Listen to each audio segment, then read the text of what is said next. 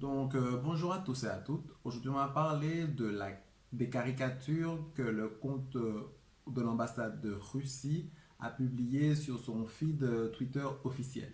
Mais avant cela, je vous invite à liker la vidéo, à la commenter, à la partager et à vous abonner si vous aimez mon contenu. Donc on commence. Donc le 24 février 2022, la Russie de Vladimir Poutine commence son invasion de l'Ukraine à l'aide de frappes aériennes et de forces terrestres. Et par cela va mettre fin à plus de 50 ans de paix en Europe occidentale. Cet événement va déclencher une vague d'indignation dans l'Europe occidentale sans pour autant enclencher de véritables velléités guerrières. Après plusieurs mois de bataille, on a vu surgir sur le compte officiel d'Ukraine une caricature qu'on a déjà analysée au préalable, mais on a aussi vu surgir sur le compte officiel de l'ambassade de Russie deux caricatures dépeignant l'Europe comme étant assujettie aux États-Unis d'Amérique ou encore en état de léthargie ou de paralysie totale. Nous allons donc nous demander quel est l'objectif de la Russie à travers ces caricatures et quel monde cela nous dépeint, quelle vision du monde que cela nous dépeint. Maintenant, lorsqu'on regarde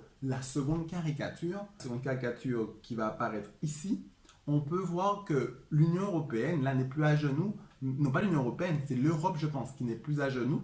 L'Europe, là, elle est dans un état de léthargie. On voit que les deux acteurs qui ont fait en sorte que l'Europe soit dans une paralysie mentale, c'est d'un côté les États-Unis d'Amérique, on le voit encore avec l'oncle Sam et encore ce chapeau de l'oncle Sam, et de l'autre côté, le docteur Euroreich, c'est-à-dire l'Union européenne. L'Union européenne, et qu'est-ce que ces deux acteurs ont fait? Ils ont instillé petit à petit, pas des vaccins, mais poisons à l'Europe. Les poisons sont le Covid-19, mais là on ne voit plus aucune personne qui donne le Covid-19.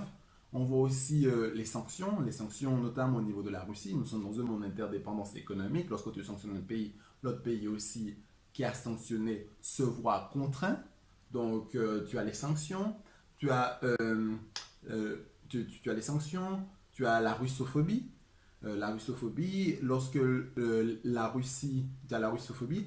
Russie a déclenché la guerre en Ukraine, ce qui s'est passé, c'est que certaines personnes, à chaque fois qu'ils voyaient quelque chose de russe, la seule chose qu'ils avaient envie de faire, c'est de manifester leur colère vis-à-vis de la Russie. Donc il y avait une certaine forme de haine ou encore le fait qu'on empêche des artistes russes de participer à des compétitions sportives. Ça, pour eux, ça représente de la russophobie, de la haine des Russes, mais une haine des Russes qui est due au fait qu'ils ont déclenché la guerre en Ukraine.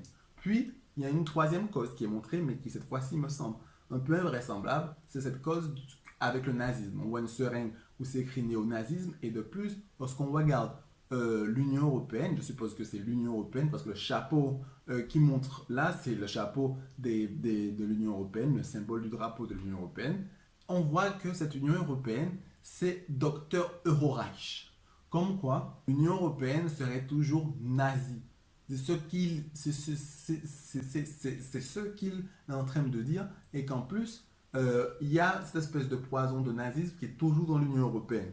Moi, je trouve que c'est extrêmement dangereux, non pas parce que l'Union européenne serait nazie, puisqu'il n'y a pas cette idéologie raciste qui vise à dire qu'il y a une race plus importante qu'une autre, mais parce que lorsque Vladimir Poutine a préparé sa population à attaquer l'Ukraine, il utilise énormément le terme de dénazification de l'Ukraine. Pourquoi? Parce que lors de la Seconde Guerre mondiale, la Russie, donc en tout cas dans l'histoire actuelle de la Russie a permis de faire gagner les Alliés lors de la Seconde Guerre mondiale. La Russie a permis de faire gagner les Alliés lors de la Seconde Guerre mondiale en combattant les nazis, et que ces nazis ont été diabolisés plus que tout, ont été diabolisés comme représentant le mal absolu pour la Russie. Et là aussi, lorsqu'il parle de nazification de l'Ukraine, ou lorsqu'il parle de la nazification de l'Ukraine, ce qu'il voulait dire par là, c'est que c'est pas qu'il y a cette idéologie raciste, mais surtout qu'il y a un mal absolu en Ukraine, et que eux, par contrario, sont le bien absolu, qui permettent de libérer encore une fois les Ukrainiens d'un joug nazi.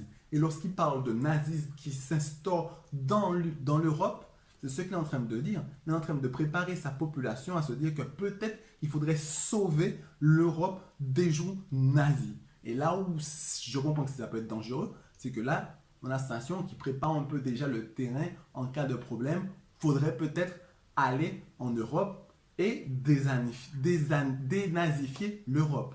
En résumé, ce que je peux dire, c'est que pour moi, lorsque je regarde les caricatures, je trouve que les questions qui sont posées, notamment au niveau de la défense, notamment au niveau de la dépendance, au niveau des États-Unis d'Amérique, elles me semblent légitimes, mais par contre,